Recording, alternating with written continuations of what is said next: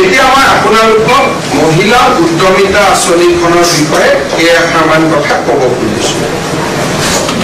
আমাৰ ৰাজ্যৰ আত্মসহায়ক গোটৰ সদস্যসকলক আমি 4 লানি সাৰ্ভে কৰাৰ পিছত কাৰোবাৰ 3টা সন্তানত আছে নে তাতকৈ বেছি আছে বিভিন্ন সাৰ্ভে কৰাৰ পিছত আমি 31 লাখ মহিলা প্ৰথম পৰ্যায়ত এই আঁচনিখনৰ বাবে উপযুক্ত বুলি আমি ইনফৰমেশ্যন বা আমি তথ্য কালেক্ট কৰিছোঁ। কিন্তু অসম চৰকাৰে 27 লাখ মহিলা এই আঁচনিখনৰ সুবিধা দিব আমাৰ বাজেট অনুসৰি।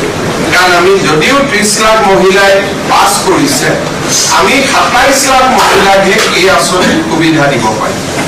সেইবাবে অহা কেইটামান দিনত ব্লক পৰ্যায়ত এই আঁচনিৰ চূড়ান্ত হিতাধিকাৰী নিৰ্বাচনৰ কাম আৰম্ভ হ'ব।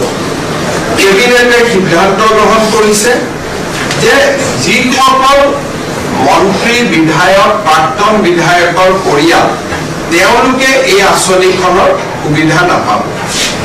দ্বিতীয়তে যিসকল ৰাজপত্ৰিত বিষয়া gazetted class 1 and class 2 officer তেওঁলোকৰ পৰিয়ালেও এই আঁচনিৰ সুবিধা নাপাব। যিসকলৰ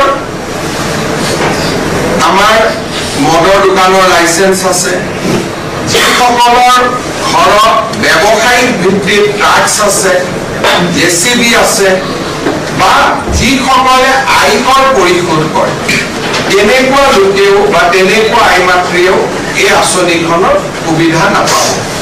আৰু যিসকল আইমাতৃ মহালাখপতি হৈছে তেওঁলোকক আমি এখন সুকীয়াকৈ আঁচনি দিম। যিহেতু অলৰেডি তেওঁলোকে বেংকৰ পৰা লাখ টকা লোনেই ল'লে গতিকে 10,000 টকা লোৱাত ইয়াৰ প্ৰয়োজন নাই।